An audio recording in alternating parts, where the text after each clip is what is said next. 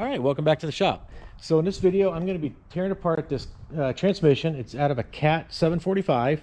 I believe the truck was made in 2019.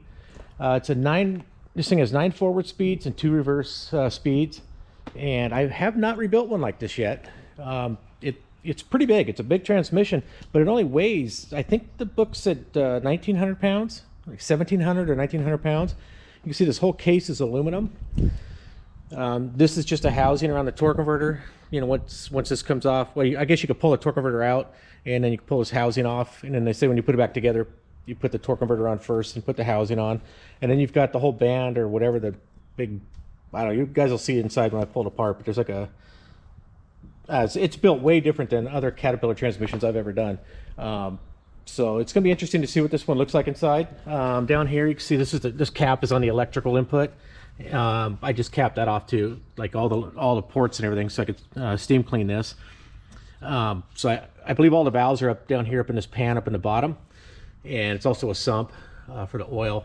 So we'll see. Not quite sure exactly what we're going to see when we get inside here. I've just looked on Cat Sysweb, and you know, to look at the disassembly procedures, and yeah, it looks pretty straightforward. It looks like on assembly there might be some tooling I have to buy, at least one tool. Hopefully I can get past that, because Cat usually does say that. They always, oh, you got a special tooling F and tooling G and all that to, you know, assemble something or put something together. That one looks like I might need it, so if I do, then well, then I'm gonna have to get that. But other than that, hopefully it's pretty straightforward. I'm just gonna pull all this yellow stuff off, all these brackets, and I've already got all the holes plugged as far as, you know, fluid and stuff like that. And then I could swing it outside here and steam clean it so we can get all this dirt off.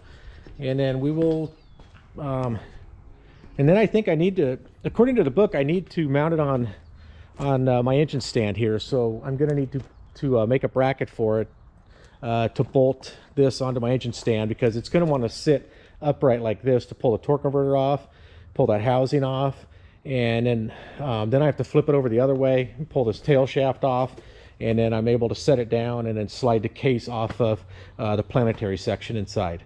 So we'll see how that goes. I did look up some videos online. I found a couple of them where the guys tore these apart, and they didn't use anything like that. I was just watching the disassembly. I wasn't watching their assembly. I need to go check that out, actually.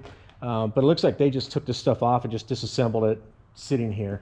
I'm gonna have to figure that out, because, you know, with all the other ones I've done, all like 657, 637, 735, 740s, all those, they always say you need some kind of tooling to set the case on and to do this and that, and you never really do.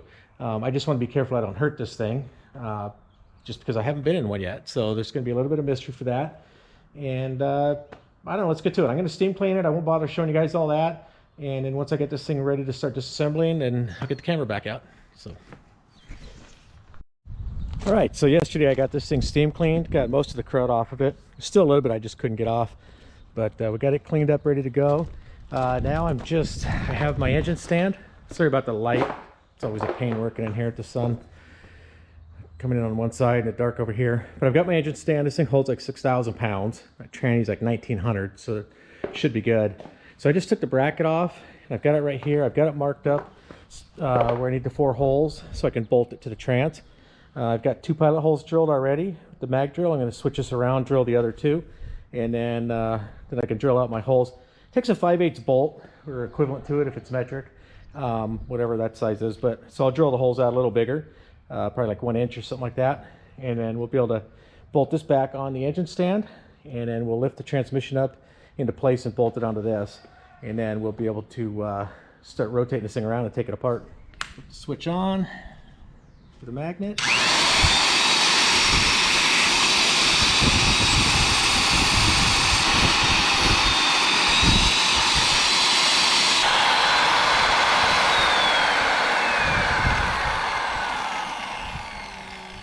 So that's the turn the motor on, that's the turn the motor off, and then this is the turn the magnet on or off.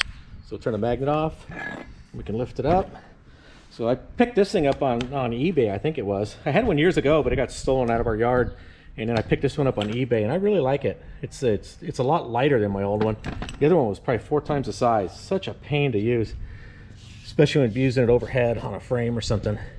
right, so I've got these 4 holes here drilled. Now I just got to go ahead and drill them full size, and then we can get this thing going. So I went looking for a drill bit for this. Got this brand new Milwaukee 1-inch drill bit, and that code on there, the GSE3. I was at Napa or Ace Hardware over here by my house one day, and they had this bin of tons of stuff that they were clearing out, and they didn't have anything priced, but that 3 right there meant $3. So I got this for $3. I filled up half a shopping cart full of stuff like this. So I finally got it up here on the engine stand. Got it bolted up here before the mount bolts. First thing I've got to do to it now, I have to pull this ring out, and then I've got to get this plug out. It's kind of weird how you have to get it out. You're supposed to use a slide hammer, so I got to rig up something on the slide hammer to be able to pop this plug out. It's just got to, I think just the O-ring is what holds it in, but it's not just going to fall out. All right. There we go. All right, so that's what holds the torque in right there. It's got those 2 O-rings, and there was a retainer clip. So that's out. So now I need to rotate this up, and then I can lift the torque converter out, and then we'll remove this housing, and then we'll go from there.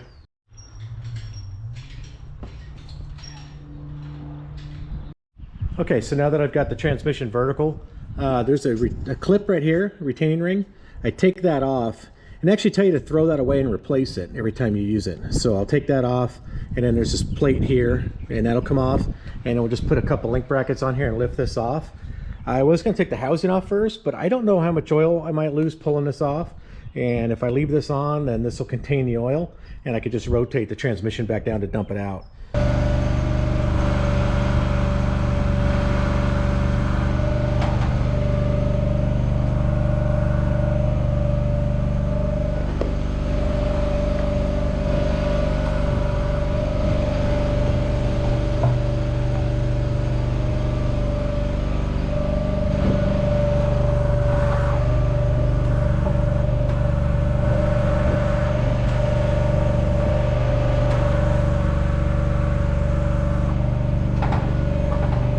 Yeah, I was right about that oil.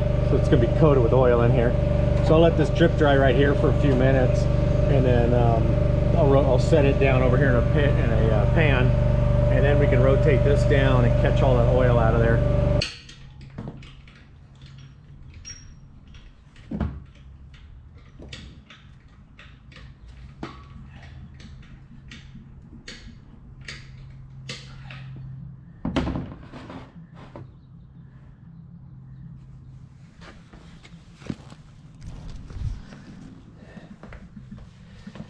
Alright, get all this poured out of here. So when Cat came out with the 735s in 2002, they had the worst transmission that I'd ever seen in a Cat machine. And they were purposely built for that truck. And then they were so bad that they eventually quit making that transmission for the truck. They kind of upgraded to a different one, but they made a couple thousand of them with that transmission in it. And then they started using that transmission they found another application for that transmission, like in well drilling equipment or something like that. But the transmission that came out to replace it was really good. That's the one that's in the 740s. It's a monster of a transmission, 7-speed, but it's a really good transmission. And then now they came out with the Cat 745, and when these came out in, I think, 2015, 2016, it's all the rage. Everybody wants a 745. Well, this truck here that this transmission came out of has 8,000 hours on it. And the guy that bought it, he recently bought it, and when I was steam cleaning it, the serial number tag blew off, so I took it and I went and looked it up to see what, just to check the serial number on it.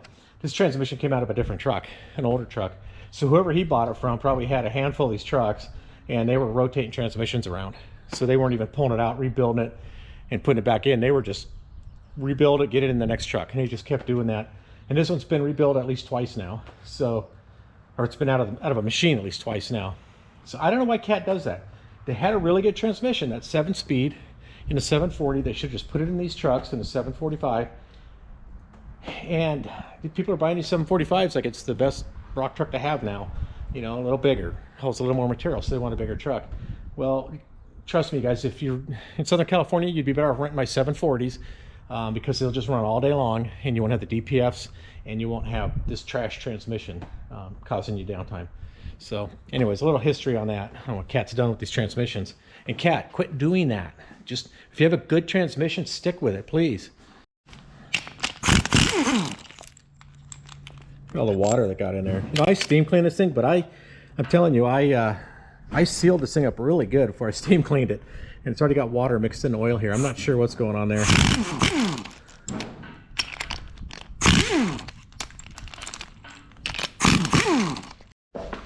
All right, here's a nice shot of what the pump looks like. Pretty cool. It's almost like it's two pumps in one, huh? Got the main gear and then two separate pumps here.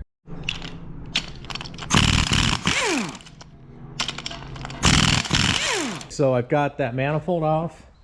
It's sitting right here. And then there was a tin gasket underneath it as well. This gasket here. I could get all that clutch material in that gasket. Anyway, so that's all disposable. Then they tell you to pull these bolts out, but then they tell you to put this one back in. This doesn't fall out when we rotate the transmission back over.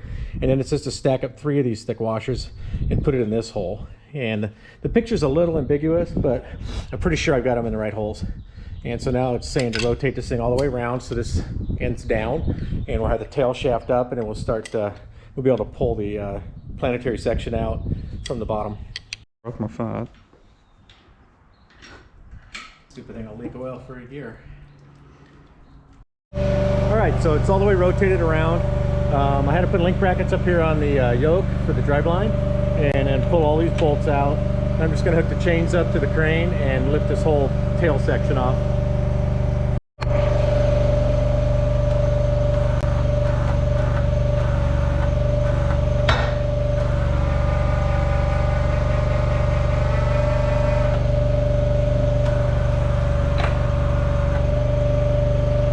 Alright, we got another gasket. It's so rare to see, odd for me to see a gasket in a cat transmission, but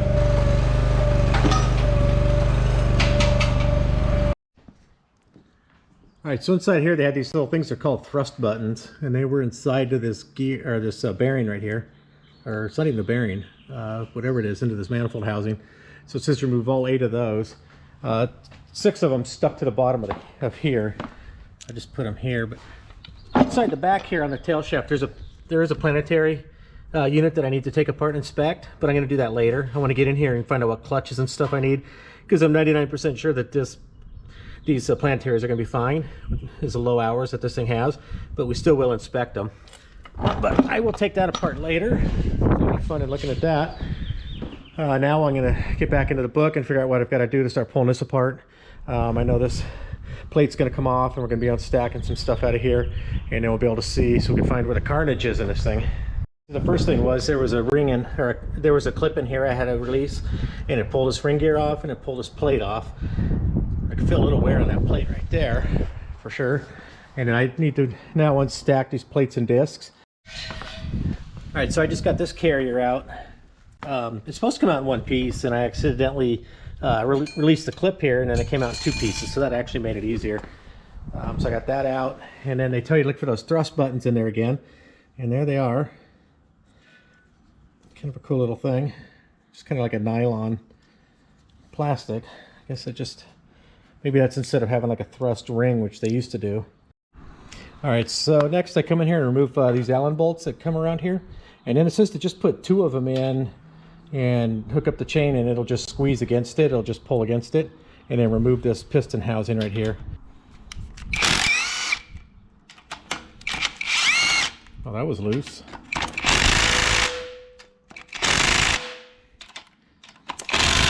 Boy, those first 2 came right out real easy. The rest of these are tight.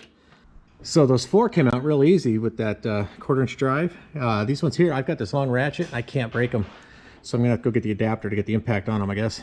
Hopefully I don't break my frickin' Allen socket, or you know, or even break some of these bolts off. But it's funny, if I turn them one way or the other, they seem like they move a little bit, but they won't come out. Really strange. But let's see what happens with a full head of air.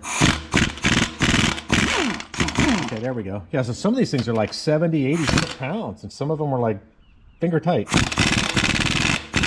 There we go.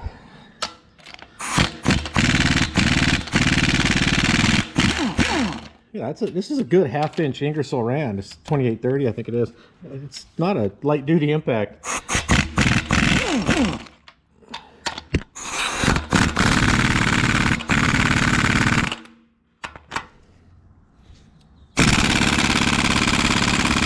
we got the impact out of the service truck. It's a little newer, got a little more torque, but I'll tell you what, this like 3/8 sized Allen bolt should never be that tight.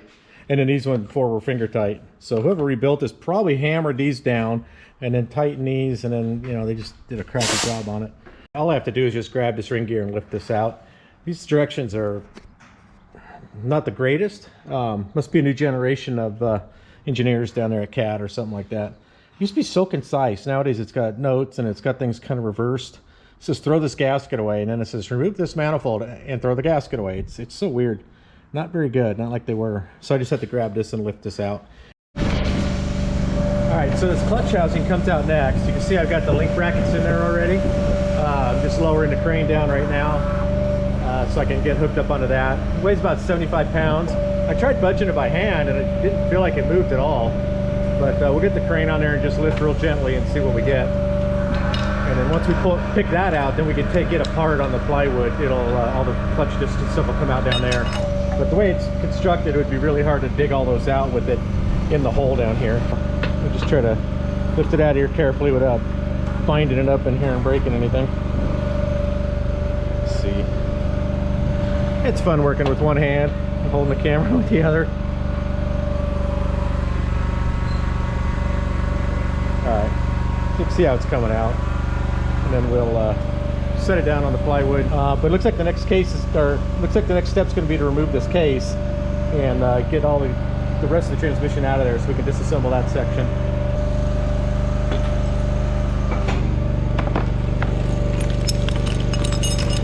Alright, get this crane up here out of the way.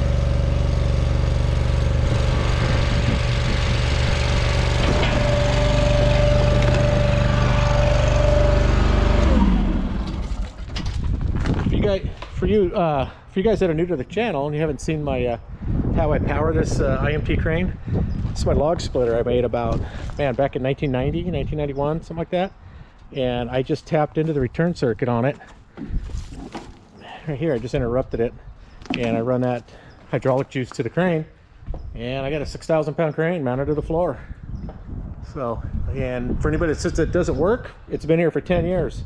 Probably longer than that, probably about 12 years it's been sitting here. And done a lot of transmissions with this thing. Now, so far I don't see any damage in here. This is looking pretty good. I'm not familiar at all with these transmissions. This is the first one I've done, so it's kind of why it's taken me a while, and I've got to really go step by step on the disassembly. And I don't know where the problem areas are on these. I know where they are on the 740s and the 735s and 730s and 725s, but on these I do not know.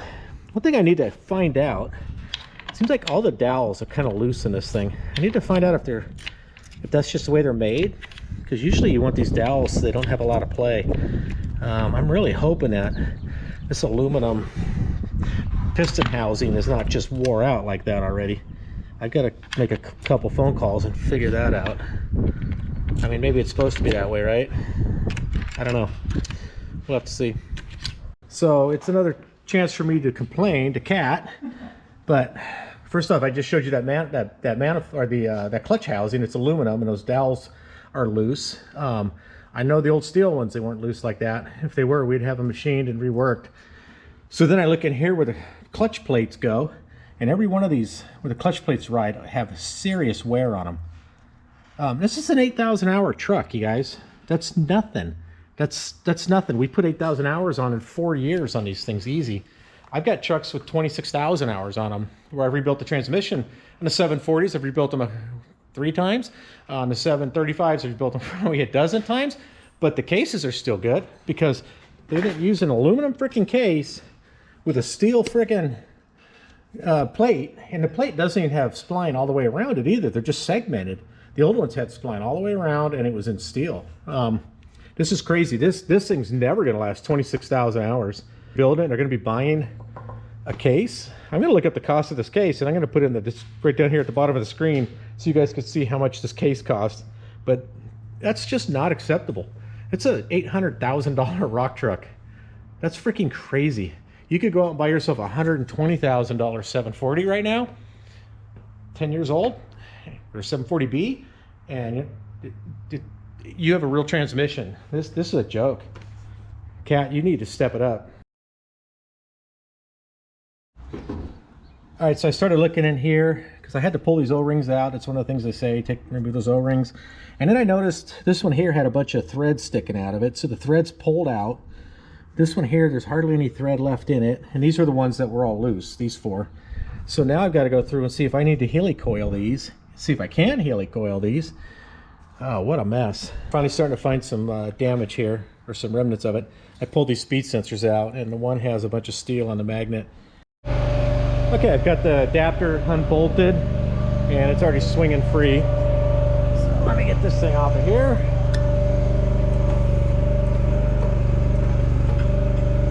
All right, there we go. So we're free of that. So now I'm gonna go ahead and put the camera down while I move this stuff around. I'm gonna move these tubs and push this engine stand back so I can set this thing down here where I can work on it. All right, so we've got it sitting here on this wheel rim. And then I've already taken the other bolt out, but this bolt here, this is one of the two that they had us put back in before we flipped the tranny back over to work on the back end. So I just got to get this bolt out, and then we'll should be able to lift the housing off. And there we go. I had to set the camera down for a second to get that bolt cracked loose. It's starting to slide the transmission right off of the stand here. You know, it's hard too. I hold the camera with my left hand, but I'm left-handed, so here I am wrenching it with my right hand. You'd think I'd get used to this after a while.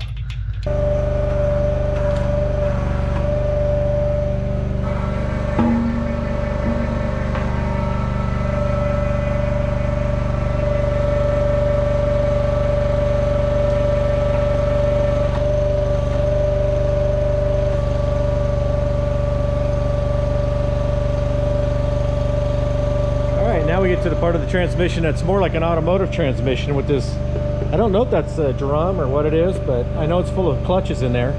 I did find a video online of some guys, I don't know where they are, some third world kind of country thing, and they were taking these apart. They were doing it out in the dirt, very, very crude. But I couldn't find any videos of just someone just taking one apart, like in a clean shop.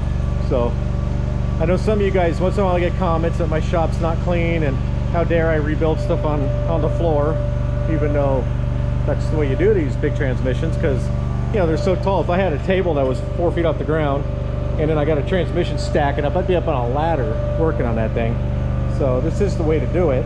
But anyways, enough babbling. Let me go ahead and get this set down and then we'll figure out what to do on taking this apart. All right, we got another gasket to pull off. I can't wait to price out the parts on these. I bet you this gasket's going to be 500 bucks. It's not going to be cheap. I know I did that John Deere transmission. It had some steel gaskets in there, and they were crazy. In fact, there's one up there on the wall right above that plaque. It looks kind of like the Millennium Falcon. That was 1,500 bucks. That was from John Deere, and that goes into your valves. So if you're rebuilding it and you forget to put something in there and you got your valves torqued in place, and then oh shoot, I got to take it back apart. You can't reuse that gasket. They're 1,500 bucks. That's crazy. All right, so first I removed that gear. That was right. I'm not going to get in trouble from Cat. Then it said to remove these two gears as a unit. See these here, and then there's seals here. Those will be replaced when I put it back together. But we'll stack this right there, and then it's got more of these wear buttons. We got to collect those. Okay, my next mission is to pull this retainer ring out of here, and then I'll be able to lift this whole planetary unit off. Yep, there we go. Oh, sorry, I had the camera in the wrong spot. Looks like I'm going to be getting a little bit more oil out of here. Mopping the floor up tonight. All right, get that retainer ring off. And then I should be able to lift this planetary housing out of here. Let's see if I can do it while I'm holding the camera. Yep. Okay. So that's what that looks like inside. We'll stack it this way. Go back together. Get all these thrust buttons out of the way so they don't drop into somewhere and get lost. All right, I couldn't get it to budge at first, but so I removed this ring, but that ring's gonna come up next. But I lift this up. Once I got that out, then I was able to really pry on this thing. So I gotta lift this apart, and then I'll get it on the ground and take this ring out and take it apart and see what the clutches look like in there.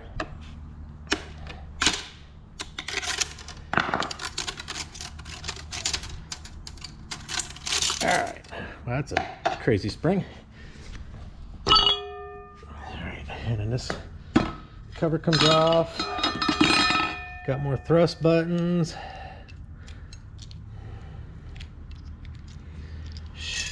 Stupid things.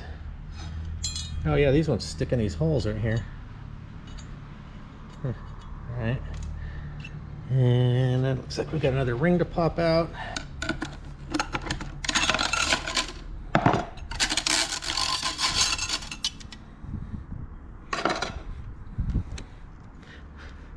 I don't know what comes off next. I'm gonna have to flip this over.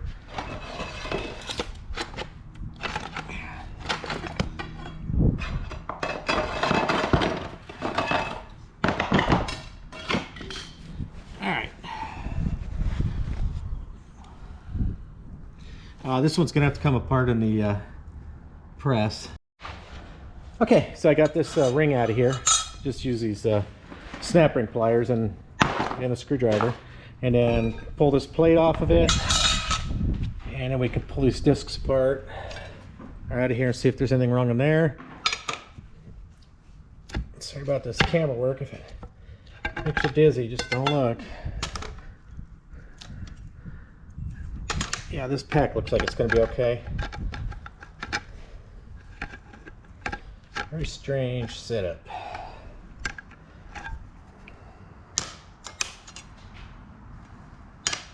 Yeah, that's all okay. So we'll lay all this back on here this way, like that, and like that. That's how that goes back together. And then let me look and see what's next as far as pulling this.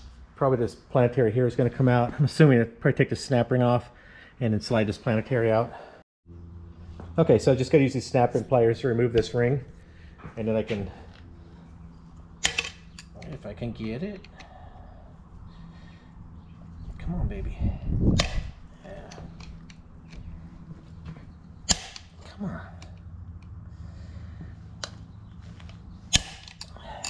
So we finally got that retaining ring out, and the O-rings was kind of a pain in the butt. And then now we pull this apart.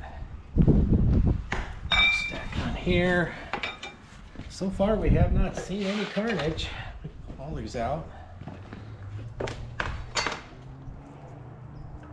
So we had to pull this whole hub off here, this drum off, and it said to pull 2 of these screws out, put lifting brackets, but I didn't have anything that would fit in there. I had one that fit, and then I put vice grips on one. I got it to move, and then I ended up just grabbing this whole thing at the bottom and lifting it off. Probably about 150 pounds. And then I had to remove this last plate that was laying in there that went with the last pack. And then now there's a retaining ring inside here that I got to remove. Later that same evening. Want to pull that out? That's why I don't do automotive transmissions, I guess. Hands are too big. And then here I am doing an automotive transmission for a cat machine. Okay, so that comes out. Retaining ring and clutch piston assembly. See if this will lift out.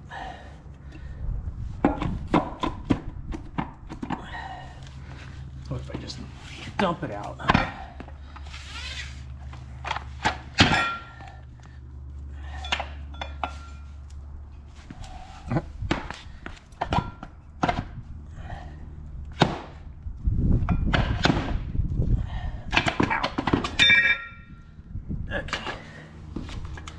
Still some more clutches in here. Okay, so that was, oh crap, I don't want to stack it backwards. Okay. Oh, okay, it's just that's just a piston assembly.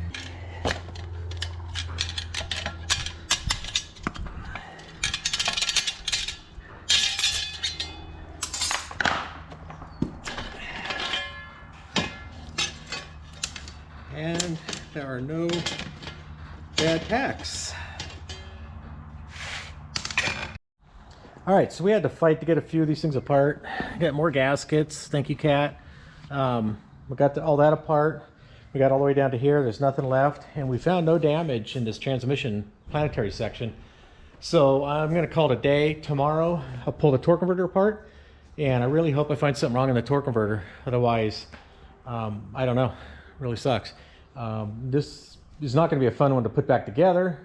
Probably not, maybe just because it's the first time I've done one, I don't know, but it just seems really, I'm not excited about this one. Anyways, so we'll be back filming tomorrow and get that torque converter apart. The next day. All right, so it's the next morning, and all rested up from taking this thing apart. We didn't find anything wrong in this trans. So I don't know what's going on. I never did ask him what the transmission was doing, but I'll start to pull apart some of the pistons that are still in, make sure we don't have like a blown seal or something. So let's pull this apart right now, and hopefully that's where we find the damage, because it's kind of unnerving to take this thing apart and not find anything wrong, and then I've got to put it all back together, and then they go put it in and it still doesn't work. It's not a good thing.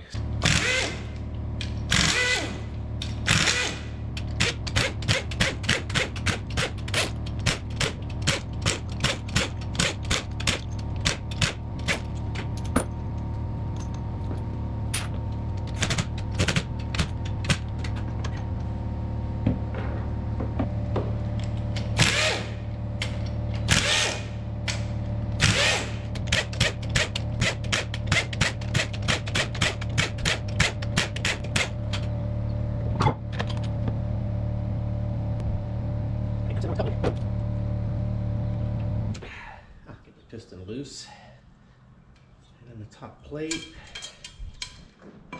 These right here. There's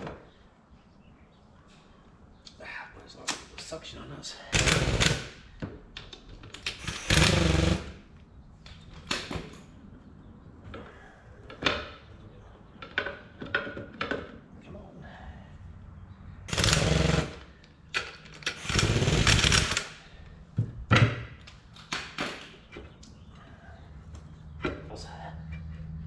There we go. Oh, there's a bunch of aluminum in here.